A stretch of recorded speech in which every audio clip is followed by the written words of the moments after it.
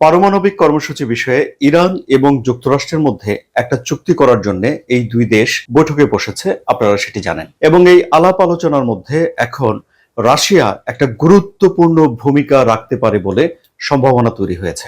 রোমে যে বৈঠক অনুষ্ঠিত হয়েছে সে বৈঠকের পর দুই পক্ষ থেকে বলা হয়েছে যে বেশ ভালো বোঝাপড়া হয়েছে, কিন্তু একেবারে কি সমঝোতা হয়ে গেছে?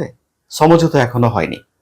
কারণ আমরা দেখতে পাচ্ছি যে বুধবারে আবারও ওমানে একটা কারিগরি কমিটির বৈঠক সেখানে হবে। কারিগরি কমিটির বৈঠকে ব্যাপক আলাপ আলোচনা হবে, নানান খুঁটিনাটি বিষয়ে তারা দুই দেশ একমত হওয়ার জন্য চেষ্টা করবে। এছাড়াও জেনেভাতেও আরেকটি বৈঠক হবে বলে শোনা যাচ্ছে, সেখানেও এইসব বিষয় নিয়ে আলাপ আলোচনা হবে। পরে শনিবারে আবার ওমানে এই যে শীর্ষ পর্যায়ের যে দুজন, অর্থাৎ ইরানের পররাষ্ট্রমন্ত্রী আব্বাস আরাকচি এবং ডোনাল্ড ট্রাম্পের মধ্যপ্রাচ্য বিষয়ক বিশেষ দূত স্টিভ উইটকফের মধ্যে আরেকটা বৈঠক অনুষ্ঠিত হবে।